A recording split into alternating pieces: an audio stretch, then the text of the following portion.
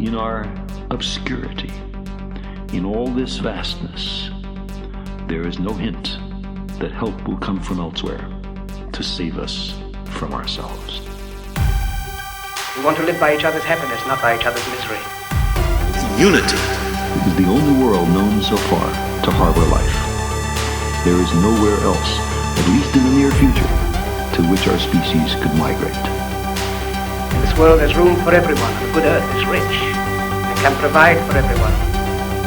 It underscores our responsibility to deal more kindly with one another and to preserve and cherish the only home we've ever known.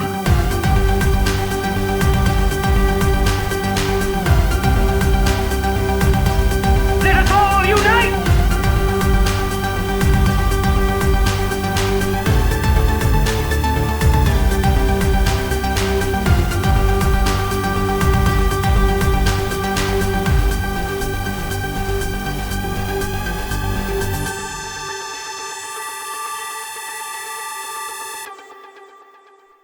Welcome, everybody, to the third week of podcast. Who knew we'd get this far? And this time we have a guest, Tyrant 44. Yep, I am here. No longer choosing women over Minecraft.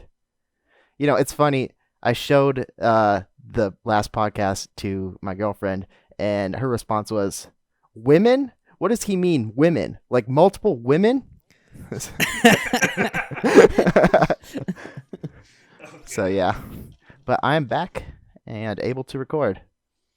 Well, we're glad to have you. This week we're going to talk about stuff that happened on the server. We're going to definitely get into some Redstone and Redstone games with Ty, since that's his forte. We got a few other topics to cover, but let's go ahead and dive into what happened on the server this week. Well, so we got a good response. Last week we were talking about, or we were specifically talking about advertising community projects and how we felt like there weren't a lot of people doing community-oriented projects. And then over the weekend, we got a bunch of people. I think there were, 6 or 7 of us over there one night, maybe even more. Yeah, it started off as I needed some help tearing down a part of my base, and everybody came over there. And I don't know if that's because I guilt-tripped them on the podcast or they just genuinely wanted to help. But it was effective. Yeah, it worked, whatever it was. So they came over and helped me on my base, and then we were feeling the community spirit. So we went over to the Fantasy Island we talked about last week, and we helped tear out the last layers of it and grass it up for Sammy. So that project can move forward. And then I think Juju single-handedly finished off all the rest of it, too, so props to her for that. Yeah, Juju powered through and got a lot of it done, so now Sammy is obligated to do something with it. Okay, I was going to say, we also discovered that grass grows faster than mycelium after a little betting game that we had. Yes, that was a very crucial part of the Mushroom Island, was figuring out whether mycelium or grass won. And for some reason, everyone said mycelium would grow faster, but the grass dominated. I think the mycelium got 4 out of the 15, and the grass made it all the way to the end of the 15 blocks. Yeah. But in the vein of community projects, we also had some movement on the modern city we talked about last week. Cave Spider has started building what appears to be a very cool geometric-y skyscraper thing. It's very cool. It looks like it's going to be a very concave cone or something. Yeah, it's got some crazy shapes at the bottom. It looks very futuristic with the lime glass. Yeah. And then Finn went ahead and claimed a spot. He's going to do a hotel and a bar. Juju's going to do a grocery, but we came up with a list of things. So if you're on Unity and you're listening, if you go to the Modern City, which is the white carpet in the south nether tunnel, there's a lectern with a book of all kinds of projects. And if you want to hop in, go ahead and do it. But yeah, we had a great community response this week. Like I said, I don't know if that was because of the podcast or if we're being vain and assuming everyone listened to it, or if people are just feeling it. It should be clarified on the Modern City. The stuff that we wrote in the book is only the stuff we thought of. If you've got a different idea, you can bring that to Drum, and I'm sure he'd be down for it, wouldn't you? Yeah, 100%. Those were just suggestions if you wanted to add something to the city but had no clue what to build. As most people have It's the a big excuse, island. they just go, I don't know what to build. Well, that's what you build. Go for it. We discussed doing a Unity texture pack where we take members' skins and put them over different mobs. So that could be a bit of a project for, I suppose, the more artsy people. But that could be really interesting. I mean, That- 100%. Magma cubes and slimes need to just be 6 sides of Ty's face because all Yeah. they do is jump around. I became jump king this week on the server. Most That jumps. was big for you. Very important news. Yes, Ty surpassed Chess. I have for number of about- jumps. A third of the minutes that Chess has on the server, and about half the minutes that Drum has. And I topped Chess. I think I'm right at about 400,000, and Chess is at like 390,000. What is Then- that math you just did? I have, Jesus. Those are- I have a third of the playtime of Chess and half of the playtime of Drum, and Drum is currently I'm like 6,000 minutes behind Chess. I was rounding. Did a lot of rounding. Yeah. In any case, I am the bounciest person on the server, so slimes and magma cubes make a lot of Yes, sense. previously it was just anecdotal that Ty bounces around spawn and bounces around people's builds. Now it is confirmed by statistics that Ty is the jump king. Yes. Oh, speaking of for science, in reference to what you guys talked about on the first podcast, yes, dolphins can kill you. And yes, Thin, when you said he probably took off all his armor and shot himself with a bow a couple times just to get the death message, that is exactly what I did. Yeah, I know you. I think you did. Didn't you do that with a llama the last server too? I don't think so. I mean, I don't remember. I think so. I mean, someone definitely died to a lava, and it was either you for science or Cave on accident. Oh, our new player Joy might be creeping up on Cave now for I mean, deadliest player on the she has server. got a long way to go. That's true. But the rate at which she's dying is pretty high. It's just the elytra, really, though. That girl's not a pilot. I decide to donate a feather falling book and pair of diamond boots to her just so she's not always losing her stuff. The good guy Ty. So Ty, your big project on the server has been the Games District, and you're very proud of that. And you just finished a new game, right? Or are you still working on? I actually just finished it. Well, I have it working now. There's still a little bit of work to be done on it, but it is totally functional. So now the new game at the Games District is Simon, which is by far the most complicated Redstone project I have ever done. More complicated than DDR? Oh, yeah, for sure, by far, actually. DDR was a pretty complicated one, though, too. And, I mean, both of them, you know, when they come together and they're finally actually working, just, it makes you feel so good when you actually, you know, are able to create something like that. But, yeah, Simon is up and running. I haven't actually posted an official message in the Discord yet, but I probably will be doing that tonight. And so Simon, that's in the same vein as like Bop It, right? It's random every time, and you gotta follow the pattern. Yeah, exactly. It's the classic game Simon, if you're familiar. I'm not. That's why I asked. I think an oldie like you would An oldie like you. be- Oh, Yeah. Jesus, that is ageist, Ty. Simon is old. I think it was invented like 40 years ago. I was an old man already then.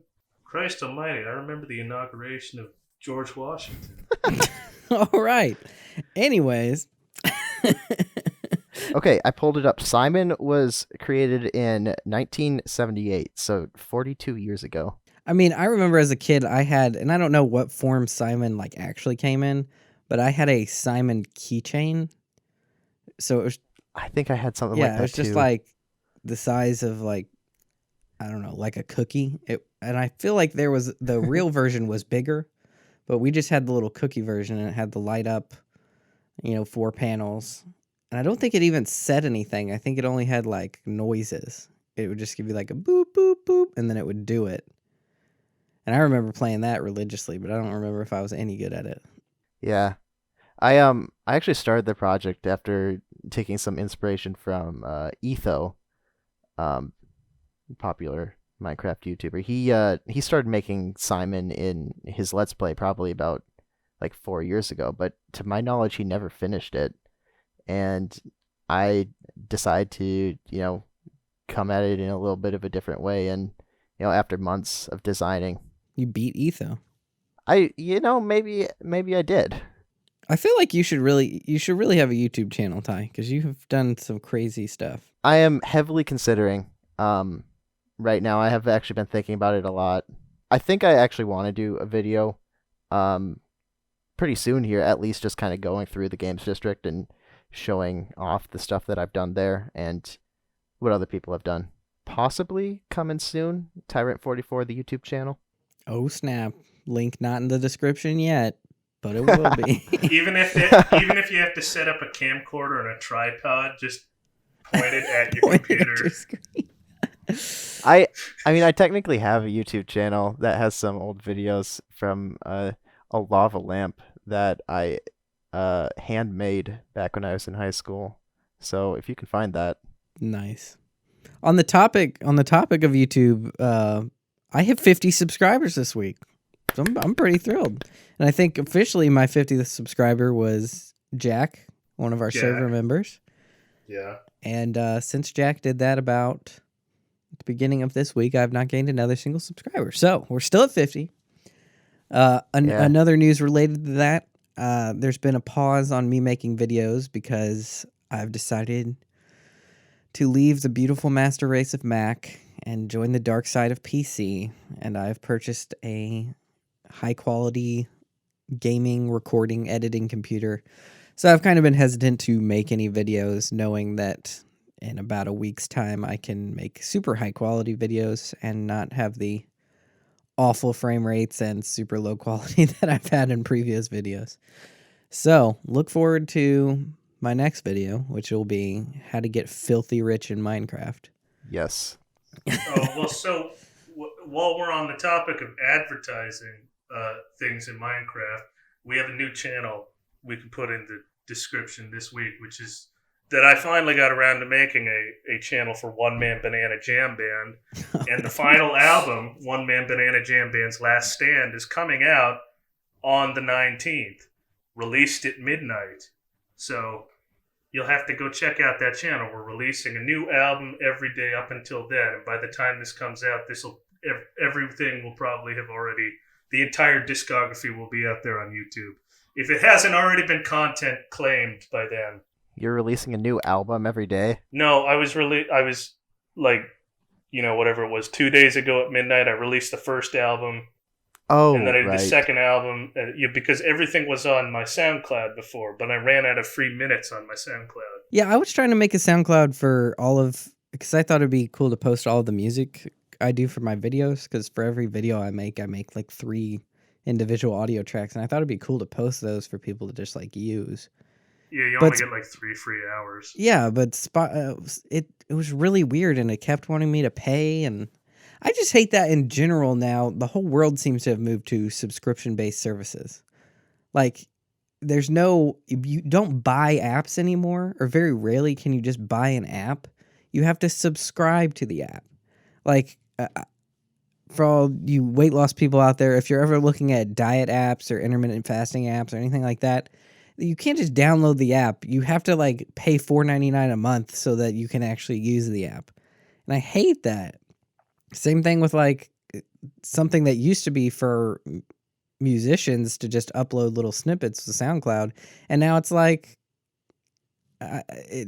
you have to pay to do that too. And I know people got to make money, but God, monthly expenses cannot be like $300 a month just to exist on the internet.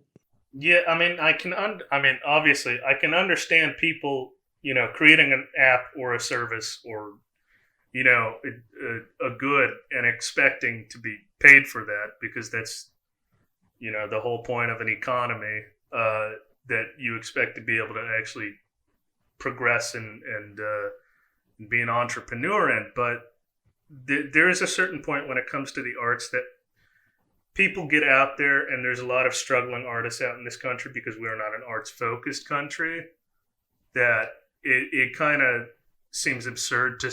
We are an arts focused country that has no support for artists. That's the frustration.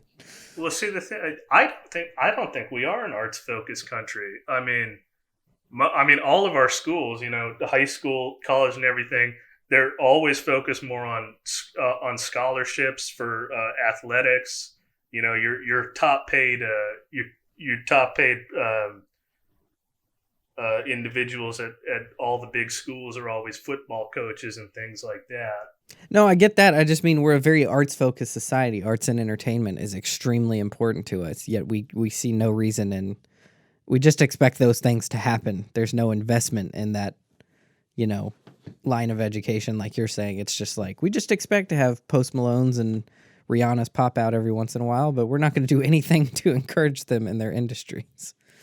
Yeah, that's the really strange dichotomy, is we always hear about these, rags to riches stories about artists with all like the biopics of all the old musicians that came from roots and that came from, low down roots and everything like that, and became, world famous superstars and everything like that. But we don't realize how much of entertainment gets sort of manufactured these days, and that's not a common thing. And I don't know if you can necessarily statistically say it ever has been, because I don't have the statistics to back that up, so I'm not going to claim that. But anyways, got off topic there. Personal beliefs about music industry and all that kind of stuff get in the way. But yeah, in terms of creating things, we want to talk about sort of. I at least want to just talk to Ty about his approach to how does he even come up with these things, because we've briefly covered it before, and I've talked about it, I think, in a few videos of like, I don't understand how Ty comes up with these things or how to even approach them. And even when we're just talking in voice chat with other people, like even Choppa last night was like, I would have no idea where to even start on making Dance Dance Revolution. So what? How do you do this, Ty? How do you say, I want to make Simon, I want to make DDR, Dance Dance Revolution, I want to make, like, how do you start on those projects? Yeah. I mean, you look at the Games District currently, which we were talking about a little bit before.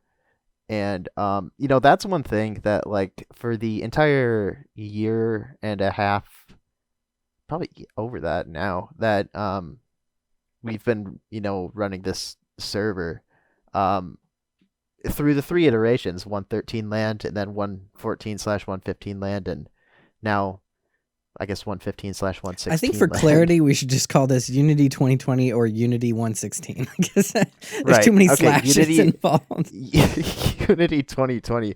I've been trying to start a games district the whole time because, watching old. I grew up watching, well, in high school at least. I watched a ton of Mindcrack,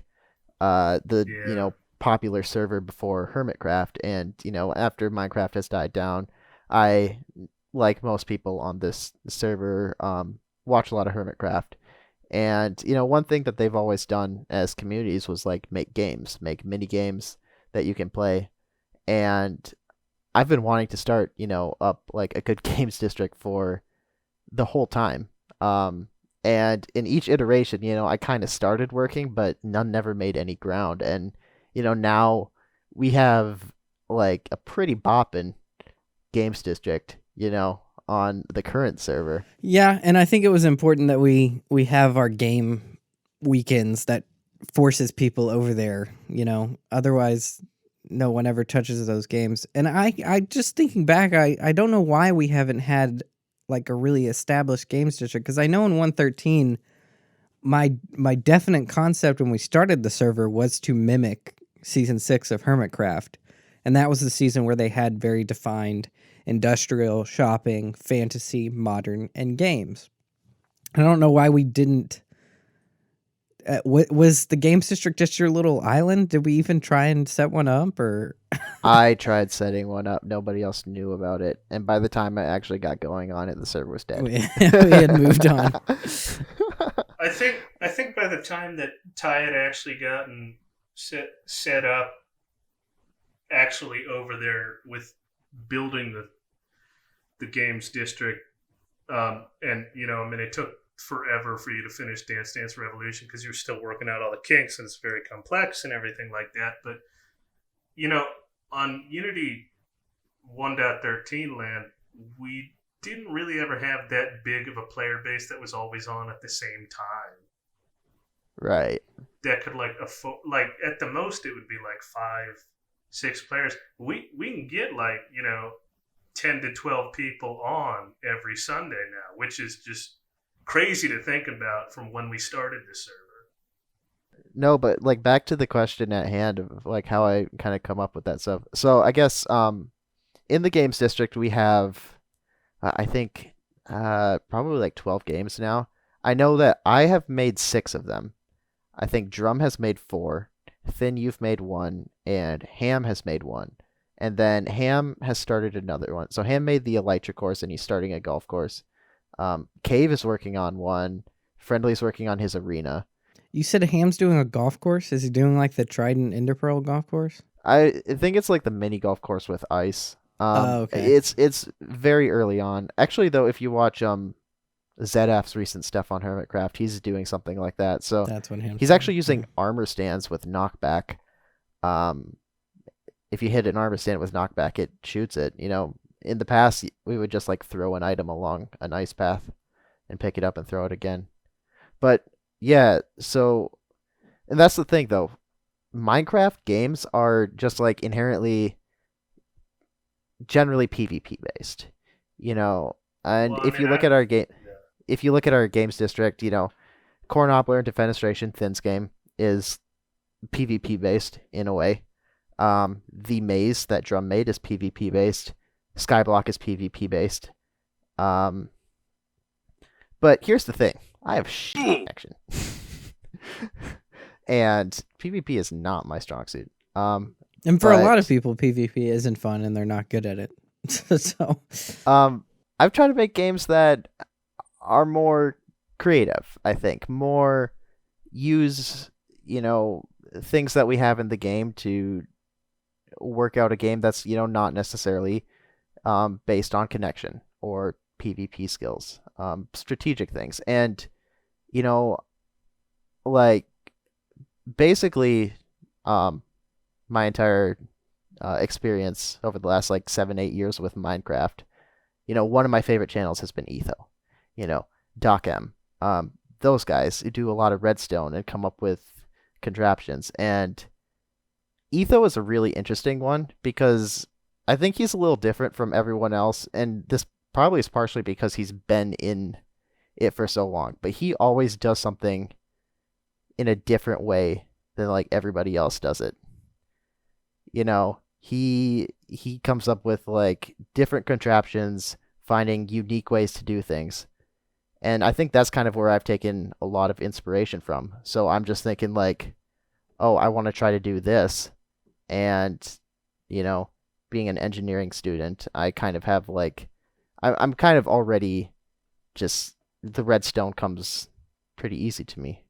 But yeah, my games on the Games District, I have, well, the simplest one is probably Battleship, which is actually a lot of fun. But I've also made a fully functional card table with a deck shuffler, and you can draw cards and play poker on it. I've also made a dice game that spits out shulkers as dice, and I actually created a texture pack where a dispenser will dispense out one of 6 different colored shulkers. And I made a texture pack that has the dots of the dice on the sides of those shulkers. So that was, a fun Redstone project to make a fully functional dice game. And then, like I talked about, the most recent one is Simon. And I've also done, DDR in the past. So I don't know where I really come up with the ideas. I just like having fun with it and figuring out problems like that. See, I guess I should clarify. It's for me. It's not necessarily where you come up with the ideas, but it's how do you begin to execute. Let's just take Simon for example. Where do you start with actual redstone on doing something like that? I'm in school. I'm a materials engineering major, but I'm a minor in computer science, and I enjoy coding, quite a bit. And honestly, Redstone is a programming language. In my eyes, it is essentially a way to code, and there's a lot of similarities because first you're testing out one specific circuit. You're trying to figure out if individual parts are working before you're linking them together, like you're creating functions when you code. You have to do debugging and stuff. But I also have found that I tend to think outside the box a lot. Like I create just different redstone circuits that I actually use a lot that I haven't seen before. My favorite one probably, it's very simple. It's if you want to turn a pulse, or sorry, not a pulse, a steady current, like you flip a lever on and it stays on, into a pulse. What you do is you send the redstone signal into a dropper. The dropper faces into a hopper, but the hopper isn't powered, but the dropper is powered, and then the hopper faces back into the dropper. So it immediately and then you put keeps shooting it out. Yeah. So it shoots into the hopper, and then the hopper spits it right back in. You put a comparator on the hopper, and then you have a pulse signal. And I've used that so many times. But the thing is, I don't think I've ever seen anybody do it. I'm sure people have done it because it's super simple. But Yeah, I don't want to crush your dreams, but the wall builder that I use for all the parameters uses that exact circuit because it creates a 13. Whoa! a what? Creates a 13 tick pulse, which is perfect for the wall builders because it gives the gravity entities time to get out of the way before you place the next block. But yeah, that's a really interesting circuit. It's just an outside the box type thing. But actually, though, I think the one I'm most proud of is the one I used in Simon, which is actually the one that is able to read if you are putting in the correct inputs. It's something I call a rotating item filter. And, when you make an item filter, I am so sorry, Thin, if the conversation we're having. I mean, the whole point of this podcast was to try and alienate Thin as far as we possibly could. And then let you go even farther and alienate me to the point of just talking about insanity redstone. But don't feel bad. Yes, the rotating item filter is the core piece of Simon. And it is something that I just came up with somehow. But in an item filter, you know how in the hopper that is the filter, you have the item you want to filter out in the first slot and then filler items in the remaining slots. And usually it's you have one item in the first slot and then 18 in the second slot and then one in the remaining 3 slots, or however you do it. But it's a certain number of items. I mean, traditionally it's just 4 leaves and then 42 of whatever item you're. Oh yeah, if you do the long one, there's 2 ways. I think they were both impulse designs. Yeah. But I figured out that I could do this. I leave that first spot empty, and then I have enough items -1 to set up a proper filter in the remaining 4 slots. And then this is how it's a rotating item filter. I from the side of the hopper, I push in the item that I want filtered at that specific time. And then from the top is where the new items come in to actually be checked if they go through the filter or not. Then when they go through, if they go through, it pulls out both items, the one that came from the side and the one from the top. And then a new one will come in from the side, and it will be the same item filter, but for a different item. And I've never seen that done before, but I just somehow came up with it, just messing around. And like I said, the Simon thing took months to make. So originally I was using a hopper minecart on a track to do that, but I figured out a way to do it with just redstone. See, I know recently double speed shulker loaders and multi-item shulker loaders have started becoming more prevalent, and I don't know if they even use that same concept. And I also like these new storage systems we're seeing on like Hermitcraft, and that I think Chop is building of the multi-item capable sorters, but I've never heard or seen of a quote unquote rotating item filter. That's nuts. Yeah, no, I mean, after this we can, and anybody who wants to hop on the server and see it in action, I will gladly show you. But it's really cool. So Yeah, I'm telling you, you got to put a glass side on Simon so everybody can see how nuts the redstone fort is. I know it's nice Yeah. to have the clean just Simon, but people need to appreciate the work you've put in on that game. Actually, I am a firm believer in covering your redstone with glass, not hiding it. I think if you have a good redstone, machine that has so many different moving parts, that is more beautiful than any wall that you can put in front of it. Yeah, if people have ever watched any SciCraft episodes, when I think they showed it, it was maybe on Doc's tour that they did. They went to the slime, their slime storage. Have you seen this, Ty? I don't think I have. Okay, well, in their slime storage, they have I think they're like 16 tall, but analog readout that tells them exactly in millions down to, I think, hundreds of thousands of slime blocks they have. Huge analog display. And behind it, they have the insane redstone that's running it. And they've just covered the entire thing in glass. And I think it's the prettiest thing on the SciCraft server. It's just this, it's literally a computer in Minecraft that they've built, but it's totally on display and it's gorgeous to look at. And even if I don't understand redstone, I think there's something inherently beautiful about a very complicated redstone machine. I know, for sure. And I'm like, I suppose, kind of like the redstone guy on the server. There's a few others who are actually really good at it. Like Evident and Grinch and a few others. Yourself, you're pretty good at it, I would say. No, not quite where I see, am, the thing that I always like, How modest. I always like to clarify about redstone is I see I'm going to go with two for the sake of this discussion. There's two types of redstoners. There's the mumbo jumbos and the SciCrafts. yeah. So, and I honestly think the stuff you do is cooler than mumbo jumbo, but things that qualify as mumbo jumbo redstone is like what you and Evie are capable of doing is these really complicated, compact, making real life things happen in Minecraft, just insanity redstone projects. That's just a wall of redstone that results in a very cool but simple result, like DDR or Simon or the card table, that kind of thing. And then you get the other side of SciCraft redstone, which is that's more just straight up technical Minecraft, which is what I think me and Chess primarily are really good at, is just that level of redstone. And that's where I'm most comfortable with redstone, is like redstone that really serves a very specific, direct, and somewhat easily attainable purpose. Yeah. That's where I feel most comfortable. And it's often involved in farms or piston bolts and the kind of things that I like to build on the server. Whereas yours is just, yeah, you have to have a super in-depth knowledge of redstone and what it can do for you, and then be able to translate that into what you want it to do. Like the way I always say it is, me and Ty could both build a piston door.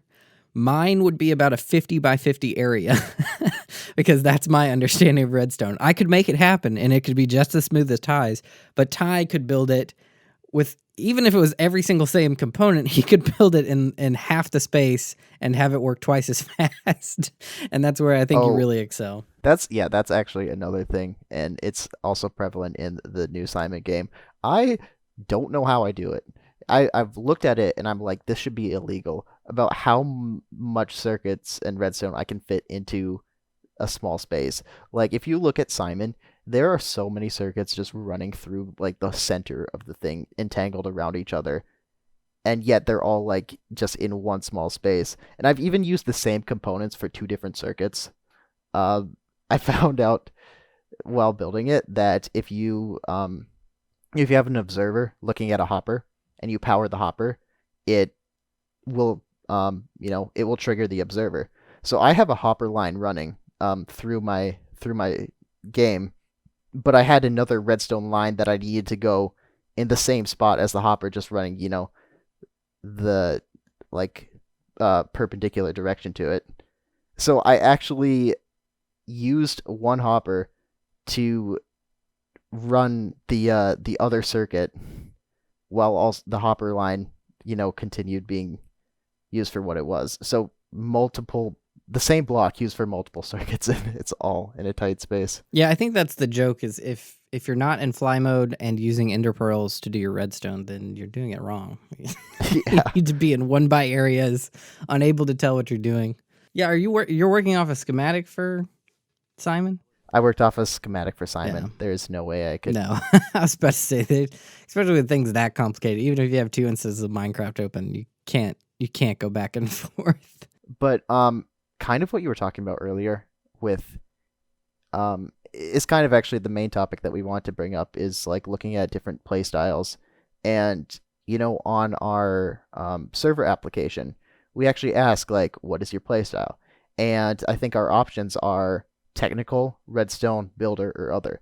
And looking at like our core, how we play, I think the three of us here embody those three play styles essentially. I like redstone. Drum, you are definitely a technical player at heart. You're a very good builder too. And Thin, you are I'm a technical phenomenal player. builder. Yeah, Thin. Oh yes, yeah, you got most those efficient wrong. read farm on the server. Most efficient read farm on the server. Swap those around. Hey, You got it right. hey, you saw my original chicken coop, right? I used a hopper minecart. That was big for me. It was a very proud moment for me to go over and see a hopper minecart going under some chickens at Thin's. He had made a big step in technical Minecraft. Yeah. But I mean, for me, I think my outlook on the game, really, and this is kind of what you were saying before, is like, I don't really care to do stuff that people have done before. If it's been done before, like I know you and Chess, you make a ton of farms, but you use a lot of designs by like Ilmango, and maybe you make your own adjustments to it, but at the core, there's stuff that's it's been done before, and you enjoy farming resources like that or things like that. Whereas me, I'm like, how can I do something that I have never seen before? Or how can I take something and improve it or put my own twist on it? And that's what I really find interesting about the game, is that it just allows, so much creativity and new things, even after 10 years of Minecraft. Yeah, I think when you come to technical Minecraft, there's an opportunity for creativity and making your own thing, but often when you have such prevalent people as Ilmango and the SciCraft server in general that have already like reached that peak of like creativity, there's no point in being creative. You're not going to be better or faster than them. I think for technical Minecrafters, it's often just the excitement of recreating that in your own world and seeing it be as efficient as possible. Yeah. Whereas for you, yeah, a lot of the joy definitely comes from making something happen that for all we know has never actually happened before. That's why I think you need a YouTube channel, because like I don't think anybody's done these things. Like you should show them off. I can show off my farms and videos, and it's like, well, yeah, and we even say it in the video. This is Ilmango's design. This is Ilmango's design. This is Raywork's design. But yeah, don't have the same sense of pride you do of being like, I created Simon in Minecraft. This is a functioning card table in a bar. Like a beautiful bar, I may say. Yeah, a beautiful bar built by Thin. That's our third option. Right. On that topic, so I come from technical Minecraft, Thin builder, you redstone. I think you brought this up in like what we wanted to talk about, but what keeps you coming back to the game? Because obviously Minecraft's been out for 10 years. We obviously haven't been playing it for 10 years. Well, Thin maybe, I don't know. But and it's a game that often, at least from my experience seeing, people get burnt out on pretty fast. But us three never really seem to get, at least in these last like 6 months, we have not gotten any burnout. So, Thin, what keeps you coming back to Minecraft? Because I don't think you've ever had a burnout period. I've even experienced some burnout, and Ty's gone a little bit inactive at times. But Thin has just powered through every iteration of our server and has always been there. So what keeps you coming back to Minecraft? Well, and let's see. I've been playing Minecraft, I think, around November of 2012. So it's been almost 8 years. Yeah, didn't Minecraft come out in Um, 2011? The official release, yeah. Web browser in I think it was about the time that the Wither was introduced. I think that was the update that I first joined the Jesus. game. And that was mostly at the behest of a bunch of friends I made my freshman year of high school who wanted to play all Minecraft together. So I had about like maybe a year of me just playing around in like mostly single player worlds, and about, I think when I was about 15, we me and my high school friends started a Minecraft server, and from that point forward I could no longer play single player worlds like survival and build stuff. I was just so enthralled with the idea of having I was so excited by the idea of building something and seeing other people building stuff and interacting on a server that it was really hard for me to ever get back into the idea of just playing on a single player world, thinking, well, like, nobody's ever really going to see this unless I just bring them to my computer, like, hey, look at what I built on Minecraft. And that's nerdy. But as I've said before on the server, the reason I don't get burnout is because, and I think it's just because, and part of it is why I really don't understand people like Jess who can do these big technical Minecraft projects where you're doing a lot of repetition and building repeated designs over, a 17 chunk area and then AFKing for them, because that to me just sounds incredibly boring, because I cannot handle, because I have like 8 different projects going on at any time. Yeah. Any given time on the server. And that's so when I get bored with one, I can just jump to another one and still keep going, keep that momentum of playing in the game and have my creativity. And when I'm done with that one, I can jump back to, the first one when I have a creative impulse on that, or, a third project and a fourth and so on. So it's just the fact that I don't think I really ever do anything that's majorly like repetitive in terms of like build, like, a lot of the stuff I've built is like towns and stuff. And all the buildings I build have their own little characters and designs to them and different little details and stuff. I don't know if I've built anything that's particularly like long form, just repetitive design, which is, I guess, why I never helped you with the nether hub walls. Yeah, well, so for me, when it comes to like detailing stuff, if it's something smaller, basically, if I don't have to get on scaffolding or dirt or something to get up, like 30 blocks high to do detailing, then I won't do any creative world testing and I'll just start building it. I do have a creative world that I use for things like when I was building the Dragon Tower or when I was plotting out the stuff for the Temple of the Shroom, because those are such tall things that I just kind of want to get the design down pat. So I don't have to go up and spend hours detailing it and testing out designs and stuff in survival mode. And I don't use it too much. It's just about the only single player world I actually have. Because like I said, the moment I started playing multiplayer Minecraft, I kind of lost all interest with not being able to show stuff off to other people. But I mean, I guess my idea is, because I do like to use a different block palette every time. I try to vary it up and use blocks that people don't necessarily think look good.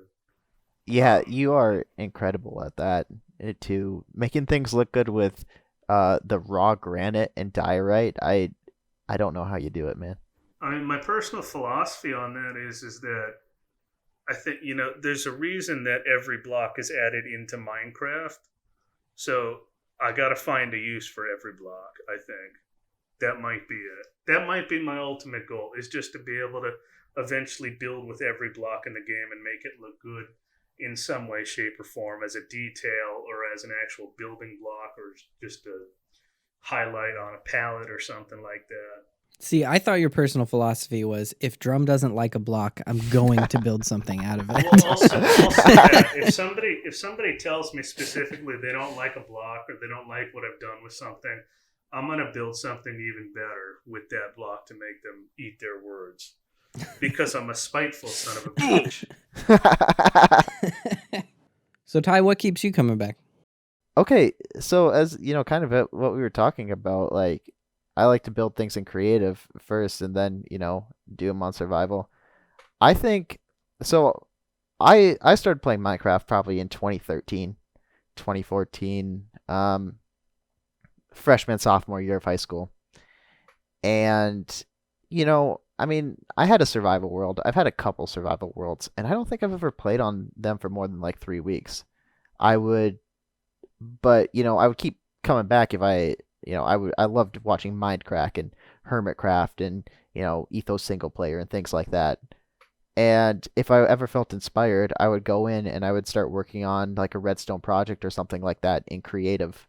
But it actually wasn't until Friendcraft and then Unity that I've consistently played survival.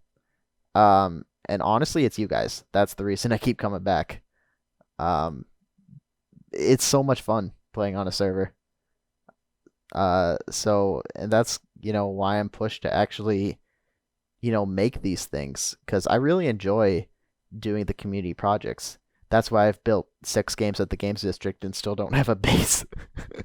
Because if I'm building it for myself, it doesn't really do it for me. Yeah, I but get that. Now the YouTubers though, that's an interesting thing you brought up, because I never really watched like B-Dubs or Corrales or anything way back in the day, what you would consider like the quintessential builders who did a lot of really detailed stuff. I mean, but I wasn't always a builder. It may come as a shock to you guys, but I didn't get like this overnight. It was a very long and arduous process. Transitioning from a technical player. Yeah. Yes, I mean. See, that's why because back when Thin was a Redstoner, there were no Redstone components, and when you walked over it, it broke, and like all that kind of stuff. Pretty much. Yeah, I got used to navigating around lily pads when they would break boats, and all of a sudden that came out of the game, and I had no more purpose. So I had to find something else to do. So no, it was mainly because one of my friends in high school actually was a really good builder, and I haven't talked to him since high school graduation. But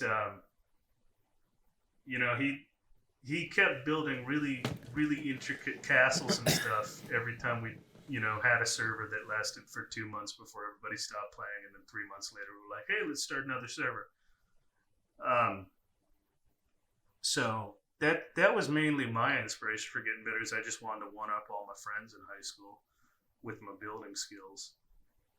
But I never really watched any, because all the YouTubers I watched religiously were like Kurt off of Minecraft for Farlands or Bust, and I would watch Good because he had really good stories, and Jay Sano because he just seemed like a cool guy. And I watched like Joe Hills because I found his humor, his avant-garde humor that a lot of people don't enjoy. I found it absolutely hilarious. But I never really watched a lot of builders, so I feel like a lot of people who watched builders perhaps maybe sort of felt like that they ended up morphing into that kind of style of builder. So I guess my style just evolved independently of all that. And that's why I'm, comfortable with switching around styles and stuff like that. Yeah, I think a lot of people imitate their play style after, YouTubers they look up to. But, you find out what you enjoy, definitely. And, I've talked a lot about Etho this whole time, but, my favorite YouTuber, probably still to this day, but, always the one who I've enjoyed watching the most is Vintage Beef. Beef, Yeah, no, I guess I did watch a lot of Beef too, and he's a builder, so he does a lot of he does a lot of interesting things. He's a very detail oriented guy, as opposed to building Yeah. giant castles. Well, actually, I suppose he did build a castle. But Yeah, way back when. yeah, as opposed to building like giant things, he like focuses on, like interiors and stuff like that. But, and that's the thing. I suppose I've taken a lot of inspiration from him, but I mostly just watch him just because I enjoyed watching him, his personality and everything. Drum, what keeps you coming back to Minecraft? Yeah, Drum, what about you? There's two answers, I guess. So I started off playing Minecraft on the Xbox. I was a Bedrock boy long ago. Bedrock boys. Yeah, I bought my first Xbox for $50 off of a friend, and Minecraft was already on it. What? So Whenabouts was this? It was back when the Xbox it was back when in the Xbox version you could only hold one stake at a time. I don't know how old that was, but that's back when I started playing. So I think that was very early Minecraft for Xbox. I'm not sure how long after Java, the Bedrock version, came out. But I played on that for a while, and then I went to Pocket Edition and got pretty into that and had set up my own little way that me and a friend could like play on the same world, because there was a way you could like port forward from your router and stuff so that you could both play on a server on Pocket Edition without paying for realms. Did you ever have the light version? No, I had an Android, so I had a stolen version first, and then I paid for the legit one when I got an iPhone. But yeah, did Pocket Edition, and then I went on a bit of a hiatus from Minecraft until Season 6 of Hermitcraft started. And then I was like, oh, well, I finally have a computer that can run Minecraft. Maybe I'll go from Xbox to Java. So I downloaded that, and I guess like 2 days later, I joined Friendcraft. And that was really like the start of my Java/multiplayer experience was Friendcraft. So you guys have really been there for my whole Java journey, essentially. Wow, I never realized that. Crazy. Yeah. Yeah. I mean, you started building a giant glass dome and a bunch of farms, and, it looked like you were, very comfortable with what you were doing back on Friendcraft. Yeah, it was So. It was really fun, and I think that's where I found my footing of Friendcraft was everything was new to me, so I wanted to do everything, and it gave me the option to find what I really liked. So obviously I stuck with circles and technical Minecraft from Friendcraft. So Friendcraft was your first server you joined for Java? Friendcraft was literally my first server, and the only quote unquote server before then would have been the ones that I had made. Yeah. For my Pocket Edition friends and stuff. Ty, what about you? Was Friendcraft your first server, or had you been on servers before that? It was the first server that I played on that was actually like a community survival server. I logged into an Anarchy server once and actually tried playing community survival until, my little base got raided and I quit. Yeah. Nice. I didn't. It wasn't set up as an Anarchy server. It was just set up as a server with no rules, which is an Anarchy server. Yeah, that sort of ended up being my experience. Is my first like anonymous server that I got on from a Reddit post was a month before Friendcraft. And oh wow, so we all pretty much started off together in Friendcraft. Yeah, it was a month before Friendcraft, and I ended up on a server with a bunch of like 16-year-olds who were Trump supporters, and they always badgered me about me being the oldest person there and having actually voted in the 2016 election. And I just out and out said, I'm not an idiot. I voted for Hillary Clinton because I don't like Donald Trump and I don't think he's good for this country. And they were like, dirty Democrat. And yeah, they just kind of bullied me off the server. Or rather, I was like, I'm not hanging out with these chumps. So for me, Friendcraft being the first server I was on, I think that really rooted in what keeps me coming back. Because obviously after Friendcraft died, Minecraft was unplayable to me unless I was on a server. So that's definitely very important to me and what keeps me coming back. And obviously, starting Unity, what keeps me coming back to the game is the people that I've gotten to play with. And I find no joy in single player. I don't know how people go back to that once they've experienced a community. And I don't know if that's because I'm really touchy-feely or just need to be need social interaction or what, but Minecraft's not fun to me unless I'm playing with people. Yeah, that's what I was talking about. Is just Yeah, same if here. it weren't for Unity at this point, I don't think I would have. I think if Unity were to die, God forbid, and we never saw each other again or talked to each other again, I don't know if I'd have it in me to go find another server.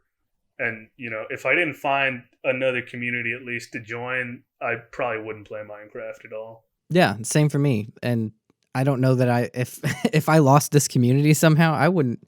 It'd be like losing a marriage to me. I wouldn't want to start finding somebody new. I'd be like, all right, I'm just gonna find a new game or community to get involved in. Yeah, I mean that's the thing. Is the three of us have been around since pretty much the beginning with each other, and September 2018. Wow, we're coming up on 2 years. Ah! It's weird to think it hasn't even been 2 years yet. It's because you think like, well, surely I've known you guys for like a decade now, right? This is my entire life, sort of thing. It's I mean the whole server's just our baby, That's the title of this podcast: 3 Men and a Baby. There you go. Yes. But I mean, when I say like what keeps me coming back is it's obviously the community, but obviously there has to be, I can't just be hanging out. Like I'm playing Minecraft, and in the last however long quarantine's been and however long Unity 2020 has been a thing, this is honestly the most Minecraft I've played in my life. I mean, I just hit 60,000 minutes. That's more than I did in 1.13 and 1.14/15 combined. Yeah. So for me, this one has been... What keeps me coming back is definitely the community, but it's just the vast amount of things that have become available in Minecraft. Because from a technical side, there is so much to do. Like, there's so many farms you can make. There's so many resources you can get. And that's what I really like about these updates, especially 1.16. It added like 9 new farms that we could add and do. And for me, it's been... the consistent updates of being able to keep farming that's kept me interested, at least in these last 6 months, because obviously that's what I enjoy most, is the farming aspect of it. But like I said, if there wasn't a community that could be there to appreciate, and not like in a egotistical sense, but if there was no community there to like share that with, I wouldn't want to build those farms. There's no joy in saying, yep, I have a single player world, got all the resources I need, nobody to share them with. Like, there's no fun in that. I take a lot of pride in not only being like sort of the patriarch of the server by starting it or whatever, but I also like being able to say, well, if you need something, me and Chess have spent all this time and we have it. Go get some. Go to Drum Corp. Like, that's what I enjoy, is the sort of providing aspect of it. That's the other thing about Minecraft, is because it gets constantly updated, and hey, I paid $20 for my original account, and I'm still getting the updates, which is nice. But all these years later, all these updates later, you can't recreate the magic of your first time playing Minecraft, because it's so boring to go back and play the old. It's nostalgic, but it's boring as hell to go back play the old versions of Minecraft without all of the new blocks that I'm building with and all the new features and everything. It's like, I joined before potatoes were a thing, and then how can I not eat potatoes in Minecraft? I can't do that anymore. Yeah. Remember when Microsoft bought Mojang and a lot of people thought that Minecraft was just doomed? Yeah. I do remember that. But now, we're getting those consistent updates, and that's the crazy thing. I think Minecraft is honestly one of the best games of all time, just in how versatile it is and how much support it has. I mean, never has a game become or, been one of the most popular games in the world 10 years after its release. Yeah, and we've reached a golden age again. Like, Minecraft is, it definitely is more searched and more watched on YouTube now than any other game. It reclaimed its title from Fortnite. Like, if you want to play Minecraft, this is the time to be playing Minecraft, because there's tons of outside content. There's tons of communities available. None of them are as good as Unity, but 100%. That is the thing that amazes me, is all those years ago, I was watching Minecraft, and they were the big guys, You know, they created UHC, which was big, and they created King of the Ladder, which was big, and they just had the biggest like YouTube following, and they were a big group of people. And you know, like Etho had like 1 million or was approaching 1 million subscribers. He was in like 600,000. Yeah, well, I mean, yeah, He was the biggest channel on there. It was a big thing when Etho and when Vintage Beef finally hit 1 million, and Seth Bling showed up, and he had slightly more than Etho at the time, and everything. Yeah. And it's like, 3 channels out of like 28 people on the server with over 1 million subscribers. That was massive. And then coming back all these years later, Hermitcraft, which introduced me to Mindcrack, but back when Hermitcraft was smaller, far smaller than Mindcrack, is now massive, and most of the people on Hermitcraft have like what, 500,000 plus subs each. Yeah. Yeah, at least. I remember several over 1 million. For me, the one that was really big was Yogg's Cast. Do y'all remember that? Oh yeah. That was, and I never watched it, and but I knew about it. what was his name? 7th Street. No, it's not 7th Street White Boy. It was another guy. He had like one of the most popular Let's Plays at the time. That's when I remember. That was my first introduction to Minecraft videos, but it all seemed so complicated back then. I didn't really enjoy them. I just looked it up, by the way. The digital version of Minecraft came out on the 360 in May of 2012. So somewhere in 2012 to 2013 was when I started playing Minecraft.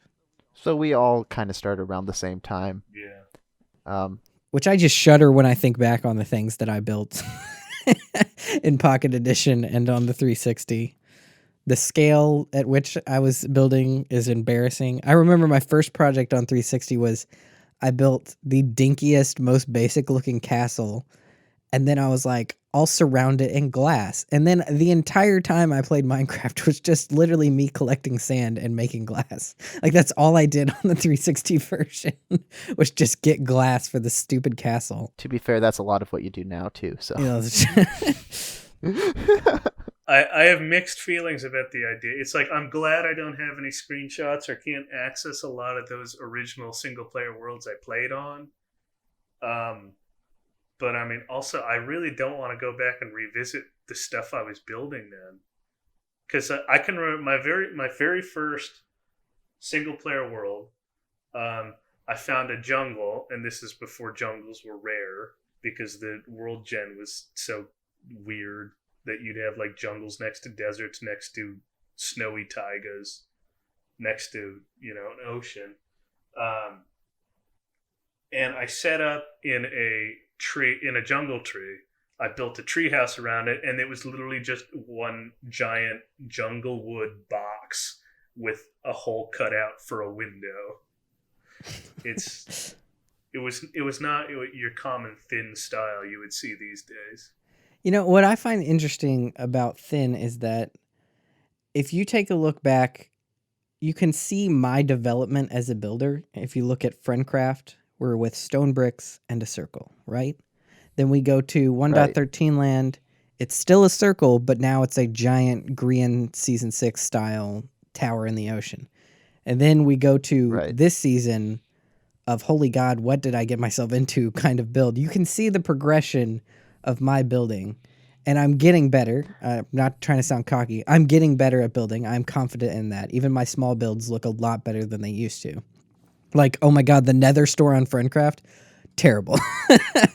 But with Thin has consistently been really good from Friendcraft to now. I think the only thing I've noticed with Thin is that his scale is a little bit bigger and his detailing is a little bit more.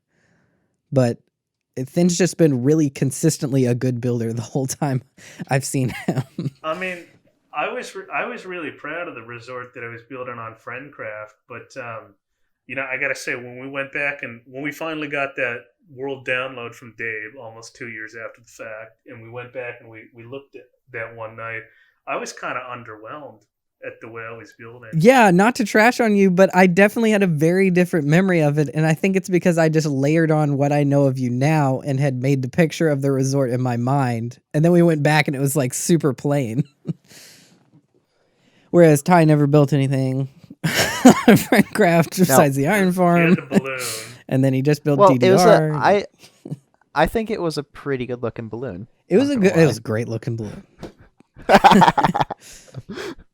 Like I've looked back at like old vintage beef videos and things like that. And this is back when all of the if you used any sort of wood to make a fence, it would be an oak fence, oak door, things like that. There's so much more available now. But, that nostalgia like makes us look back on those oak and cobblestone buildings like they were fantastic. Yeah, I think related to building, and then at least for me technically, that's why I enjoy doing both, is being a builder and technical, even though obviously I focus a lot more on the technical side of things, is that, like I mentioned before, technical Minecraft is a very set way of doing things. There's an achievable goal. People have already figured out the fastest way to get to it. But with building, I think that's what keeps me coming back, is building gives you the option to do whatever you want. So I think having a mix of it is important, because if you just do one all the time, you're going to get burnt out. And I think even if you just did only building all the time, you get burnt out. But like I said, Thin never really gets burnt out, so I'm not sure if my logic follows there. I mean, I don't know if it's true that I never get burnt out. I think I just kind of force myself to stick around. Well, because that's the other thing, is if I'm burnt out and I'm not building something, usually when I'm on it, I don't usually build a lot while I'm on like a call with you guys, and everybody's in the Discord pretty much every night now anyway. So most of the nights I'm on the server and I'm in the Discord, I'm barely ever actually building anyway. There's always some place to go check out or something. Oh yeah, same. If we're in a Discord call, I'm either bouncing around with nothing to do, or I'm doing something very monotonous, like a piston bolt, or just Minecraft placing thing. or collecting something. I cannot split my focus and talk to people while I play the game. Although I guess Ty is the Jump King now, so I guess we could just call it Ty-in. I mean, it's the same with the videos like me and you talked about then. Like I cannot build or accomplish anything while talking. That's why my videos have transitioned to the sort of scripted voiceover style, because I can't do both at the same time. Like it's impossible to like be creative. Even if I was like following a schematic or something of building, I don't think I could talk and do that at the same time. Well, that's going to wrap it up for this week. We'll be back next week, of course, Drum and myself, and well, perhaps if we don't have another guest and Ty really wants to come back, he can. I'll extend that invitation to him. But thank you for being on, Ty. Yeah, thanks for coming on, Ty. We really appreciate you stopping by and sharing your brain with us. Bye. See y'all next week, everybody. See ya, boy.